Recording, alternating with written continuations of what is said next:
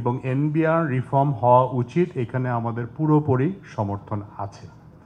এই প্রক্রিয়াটা কি হবে, এটা কিভাবে হবে, এটা যারা সংশ্লিষ্ট স্টেক হোল্ডার আমরা যেটা লিখেছি তাদের সাথে আলাপ আলোচনা করে তাদের মতামত নিয়ে আমরা মনে করি একটা সমাধান খুঁজে পাওয়া সম্ভব। আমরা জানি যে এনবিআরে সৎ এবং কর্মঠ এবং দেশপ্রেমী অফিসার আছেন, তাদের ভবিষ্যৎ কি হবে এটা তাদের জন্য একটা ন্যায্য প্রশ্ন, এটা অবশ্যই আলাপ করার একটা জায়গা থাকতে হবে। আপনি যে প্রশ্নটা বললেন আস্থার অভাব, এখানে যদি ব্যবসায়িক কমিউনিটিকে ডাকা হয় আই এম শিওর আমরা হাতে গিয়ে আসবো, কিন্তু আমাদের তো বলা হয়নি।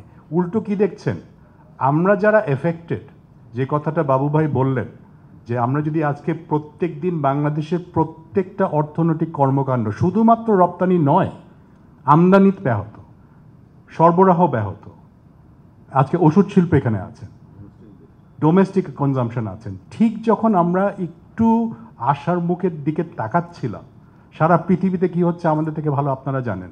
আমরা কি কেন এখানে লিখেছে market will not wait for Bangladesh, আমরা কি সিগন্যাল দিচ্ছি যে একটা দেশে পুরো কাস্টমস বন্ধ হয়ে যেতে পারে? আমার জানা মতে পৃথিবীতে অন্য কোনো দেশে এরকম উদাহরণ নাই যুদ্ধ ছাড়া। এইটা হতে পারে না, এটা একটা বড় বিপর্যয় আমাদের জন্য। সেই জন্য আজকে আমরা সম্মিলিতভাবে আমরা নেতৃবৃন্দ এখানে এসেছি আপনাদের সামনে। অবশ্যই আমরা মধ্যস্থতা না, এটা আমাদের সার্ভাইভালের প্রশ্ন।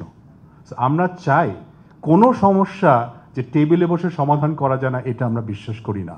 In good faith without precondition বসতে হবে, কথা শুনতে হবে, কিছু ছাড় দিতে হবে, কিন্তু দুটো জিনিস প্রথমেই যেটা পারভেজ ভাই বলেছেন, এনবিআর এর সংস্কার হতে হবে। আমি ব্যক্তিগতভাবে অনেক এনবিআর অফিসের সাথে কথা বলেছি, ওনারাও চাচ্ছেন যে সংস্কার হোক, নাসিম ভাই সংস্কার হোক, কিন্তু আমাদের সাথে আলাপ করেন আমাদের ভবিষ্যৎ কী।